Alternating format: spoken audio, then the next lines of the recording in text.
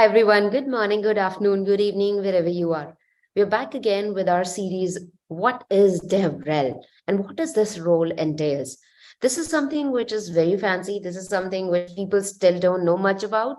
So let's hear from Sarah Young. She's a developer advocate, but more into cloud. So I will let her talk about what she's doing, which company she is working for. Over to you, Sarah.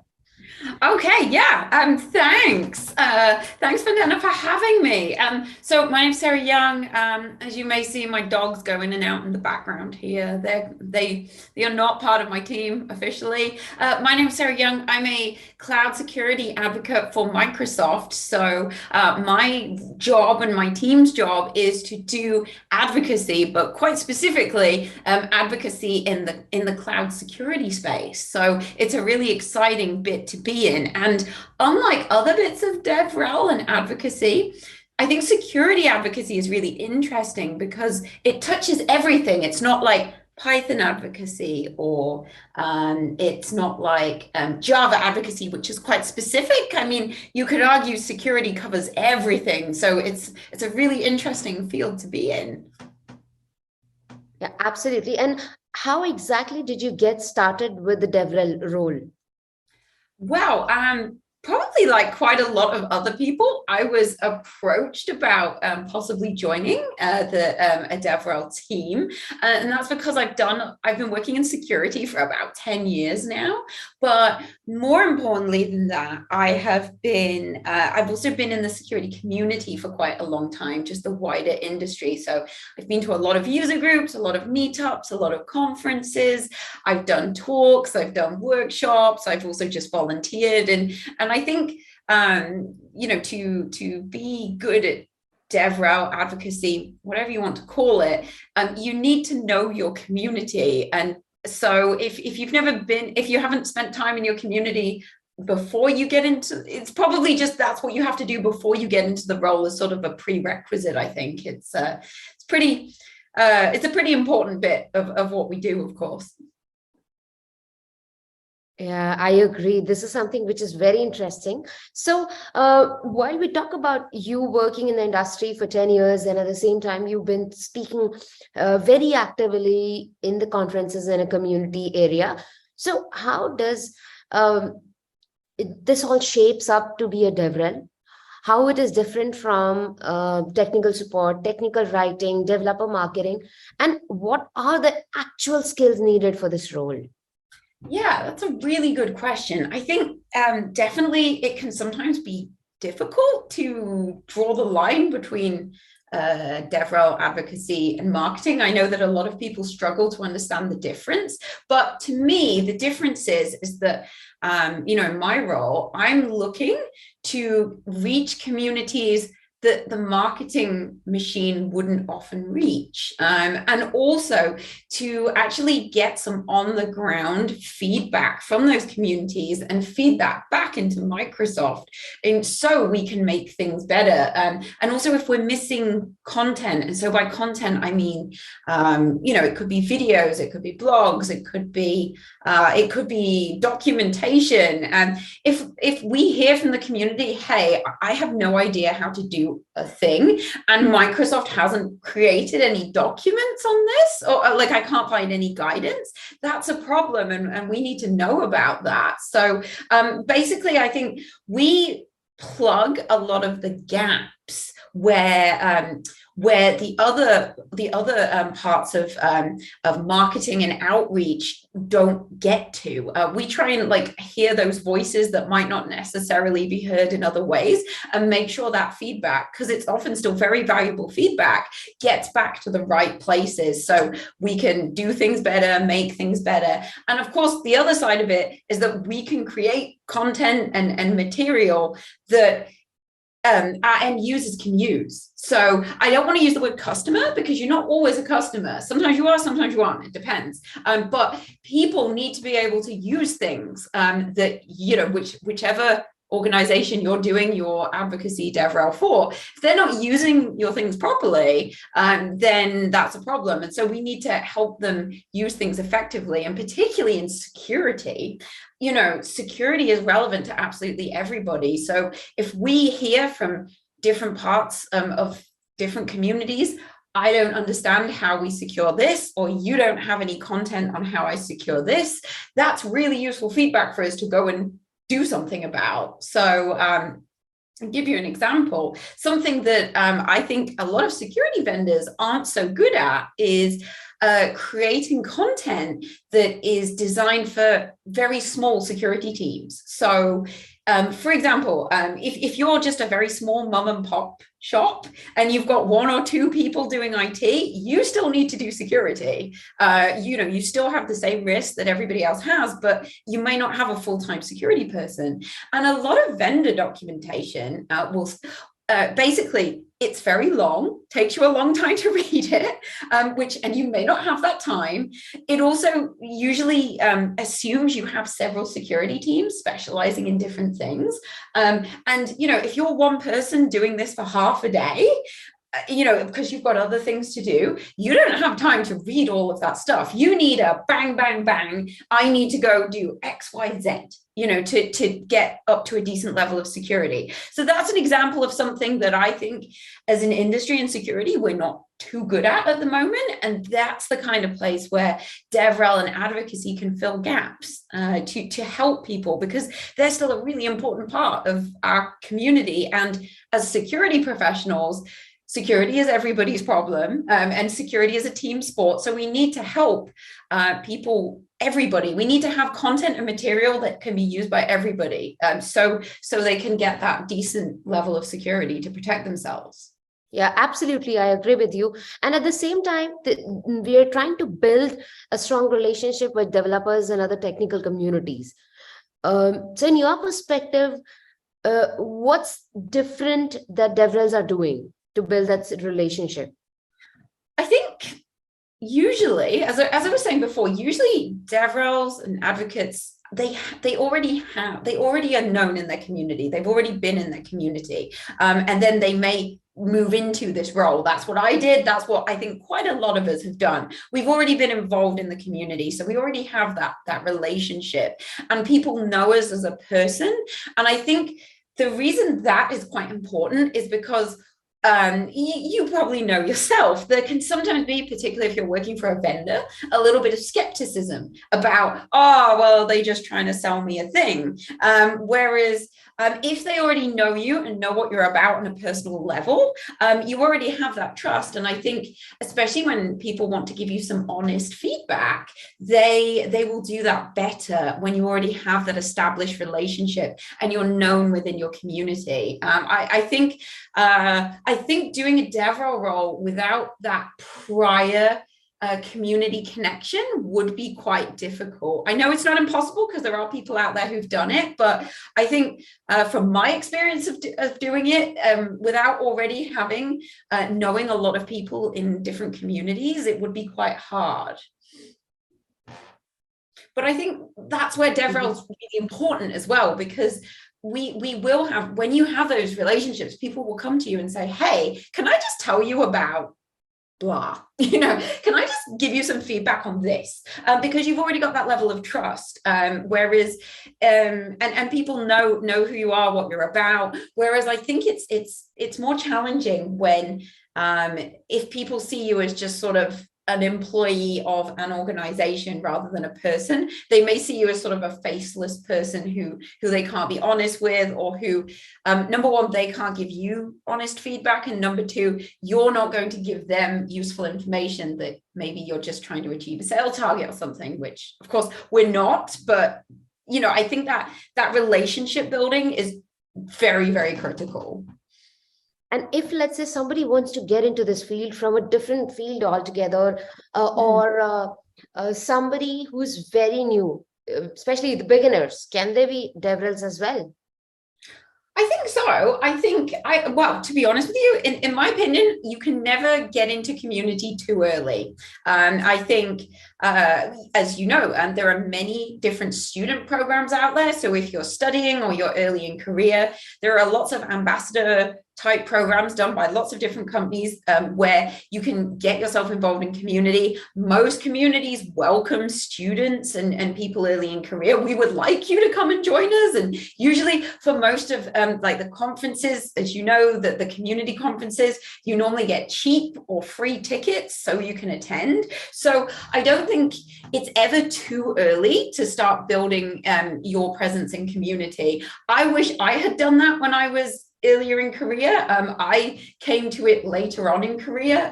So don't do what I did. Well, you can see I did okay anyway, but you know, it's never too early to be in career to do that community piece, even if you're studying. And then if you want to go into DevRel, you've set yourself up really, really strongly to get yourself in that position. And also, I think a lot of this stuff, as we talk about in careers generally, a lot of it's word of mouth and people connections.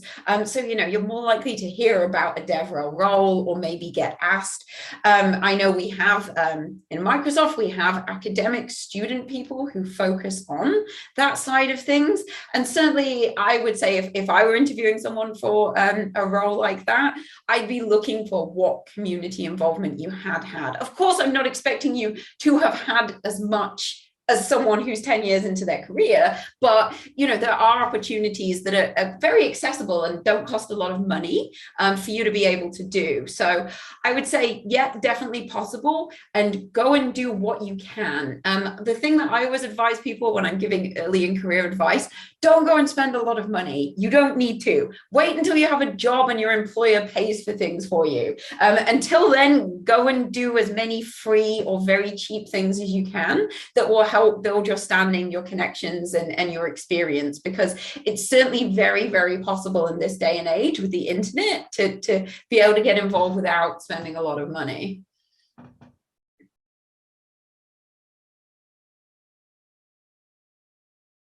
I agree with you on that. Like, you just need to get active in the community, connect with people, bridge the gaps, and there's so much more that you can do. And now, while let's say people like me, I've just been in the space for like 2 years.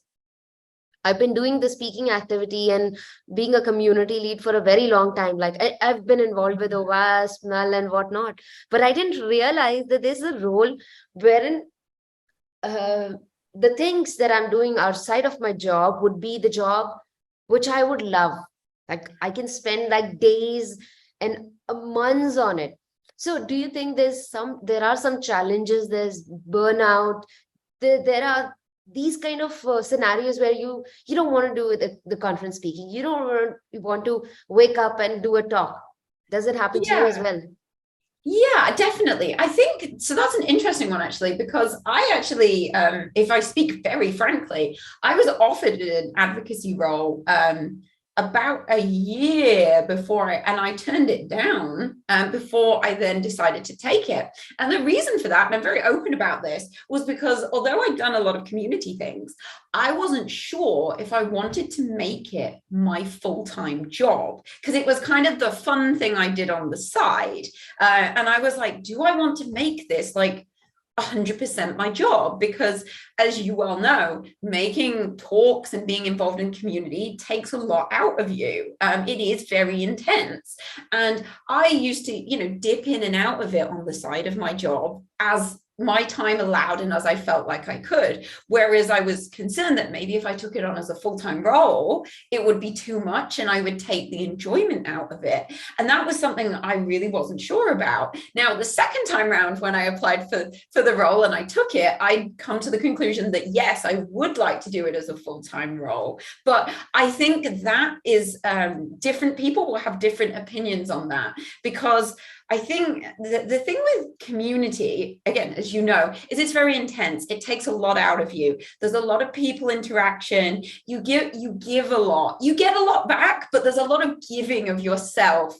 You know, even if you've just gone to an event, maybe to mingle and do a talk, you'll probably end up having big, long chats with people. You know, it could be career advice for people. It could be many things. People might ask you for help career advice for, helping to find a job. Of course, at the moment, the industry is going through quite a lot of upset with, there's a lot of layoffs going on in many different companies. And so, people, and because you're known in your community, people often look up to you, right? And they want to come to you for advice. And I always want to give advice and help. And I know you do as well, but it can be very, very draining, and you can't help absolutely everybody sometimes, and that's like a source of frustration because you want to, but also you have to protect yourself from burnout and giving too much. And it's a very difficult balance to strike. I think I definitely have not done it right in the past, and make mistakes now as well. But I think it's really important that you put boundaries around what you do. The other side of that is, it's the same for anyone who puts themselves out there in the public sphere, but it's even worse for minorities. Is, of course, you do get sort of the nasty people who want to make comments about you because of your gender, your race, whatever it is. Luckily, they're not too common nowadays. I think we're getting much better, but as I'm sure you know as well, Vandana, it's people get very brave when they're behind a keyboard on the internet as well. So, I have seen some very horrible feedback about myself that was very personal, not about the content or what I had made or what I had presented. It was just about me. That can be really difficult. I think as time goes on, you get a bit of a thicker skin, and you shouldn't have to do that. I want to say we shouldn't have to do this, but this is sometimes how it is at the moment. We've got a long ways to go. And that can be very draining as well, when you see criticism that's not constructive. It's more personal. And I think, the more you stand up on stage, the more you put yourself out there in the community, the sad fact is the more open you are to that sort of criticism.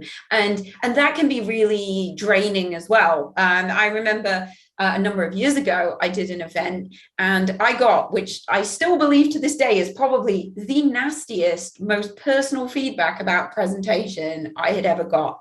It wasn't constructive. It wasn't about the content. It wasn't about my style of delivery. It basically essentially called me a narcissist, said I was annoying, said my accent was annoying, that I was rude. And like I said, it's more a reflection of the person giving that feedback and probably the issues they have in their life. But when it's very personal like that, even the toughest of us can find that difficult. And so, building that resilience and building personal resilience and having boundaries to prevent burnout is really important. But I think everybody in this role has probably got it wrong sometimes, and got the balance wrong. But what's important from that is you learn from it, and you're like, okay, I shouldn't have committed to this. I shouldn't have committed, to like 5 things in a week, or whatever it was. I mean, we were talking yesterday, weren't we, about there's a number of conferences all within 1 week, and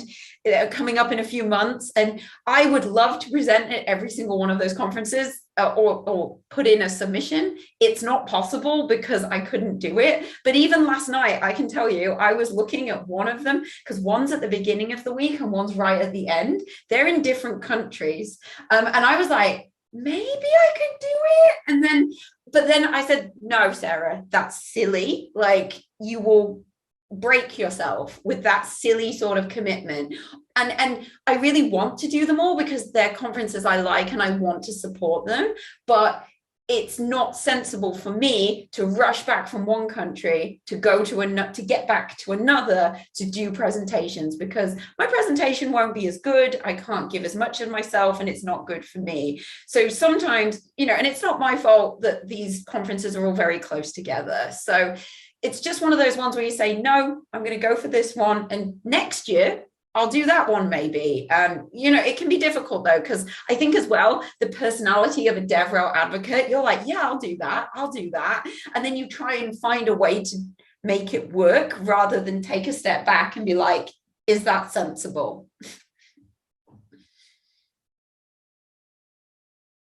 I can't agree with you more on that. And you've really nailed the points where you need to grow your skin thick and at the same time take the feedback. and see what best you can do from that, and don't burn yourself out. You don't need to build the mountains, you don't need to move the mountains, you don't need to just keep doing stuff and burn yourself out. It is good that you love it, but then you need to have ample of time, you need to plan in advance and start saying no. I think I'm learning that, but that's very, very important. Yeah, I got given a book last year about boundaries, and it's a really great book. And it's not about tech in particular, it's just about boundaries in your life and how you can say no in like a constructive way. Because we often see, we often think that saying no is a bad thing. We shouldn't say no to people. And it can often be very hard to say no, right? When you know you could help them. But if you don't have the capacity, you won't be helping them in a good way anyway. And definitely I wouldn't say I'm 100% there, but I've definitely learned to get much better at saying no. The thing is, art of saying no is very difficult once you've started to say yes on things. Yeah, it is. It's very hard. It's very hard, but I know that you also have to look after yourself, because if you don't look after yourself, if you don't look after yourself and make sure you're well rested and you're not stretching yourself too thin, you won't be actually giving a good amount of yourself to whatever initiative or conference or talk it is. So really, you lose out in the end. You do, and so do the people you're trying to help. But it's definitely a mindset shift, because, like I said, we're all helpful people. Everyone likes. I think the personality of a DevRel is you want to help, you want to join in, you want to take part. But yes, sometimes you do have to say no, even if you really want to say yes. If it's not sensible, and if you just don't have the capacity, you do have to rein yourself in. Otherwise, you're just going to get burnt out and not be able to work at all. And it does happen, right? It really does. Yeah, absolutely. And what is some advice that you want to give it to the people who are going to start soon in this role? I would say definitely I think probably the same advice I give to anybody starting a new role. Make sure that at whatever level you're at, whether you're new in career or you're later in career, make sure that you're really clear with your manager, your leadership team, about what their expectations are, and also what they want you to do. And if you're looking to progress, of course, you probably want to look with an eye to the next level in your organization as well, to see if you can go there. But also, I think it's really important that you actually understand, because at the end of the day, most of us work for an organization, a vendor or something. So you do need to make sure that you are, to a point, telling, and this is telling the company, you're aligning with what the messages that the company wants to tell as well. Now, I'm not saying we're hard out selling, we're not, but the fact is, most of us work for vendors. So I think one of the mistakes I've seen people make is they just sort of freestyle whatever topic they're interested in. And whilst there should be probably a bit of your role where you get to talk about pretty much whatever you're interested in, at the end of the day, you have stakeholders back in your organization, and you should be making sure you're aligning, and finding out what do they want to know from your communities, and talking to your communities and being like, what do they need back from your organization. I think it's a very, very collaborative thing on both sides, which is, I think, different to most roles. So you should be talking to your stakeholders internally. What messages or what things do you think is important that you want us to tell people about? But also to your community, what do you need from us to use things better, to do things better, to be better at security in my case? And then make sure you get that back into the right place. You have to basically do this two-way delivery thing, whereas I think a lot of roles tend to be going one way, say organization to customer, not necessarily coming back. So I think that's the most important thing, and make sure you follow through with what you're going to do as well. So if someone says, if you say you're going to go get some feedback from someone, if you're at an event, go and do it. Like, it's really important. Or even if you're trying to find some feedback or you're trying to get some information and you can't find it, make sure you feed that back. I think there's nothing more frustrating from an end user community perspective. If you talk to a DevRel, they say they're going to try and find something out for you and then they never follow up.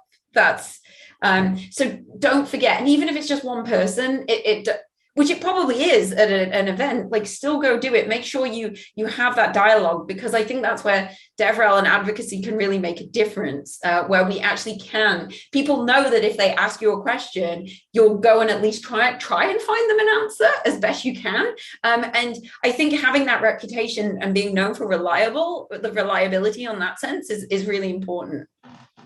Absolutely. Thank you so much, Sarah, for sharing such wonderful insights. It was wonderful to have you. And I am sure people have got a good idea of what DevRel is and what are the things they need to keep in mind. Yeah, thank you so much for having me. It's always lovely to talk to you. Likewise, Sarah. I am sure we're going to meet soon in person again. Oh, I hope so. I'm sure we will. Hopefully not too long. Yeah, I hopefully as well. So looking forward to meeting you. And thank you everyone for joining us. Take care. Thank you. Bye. Bye.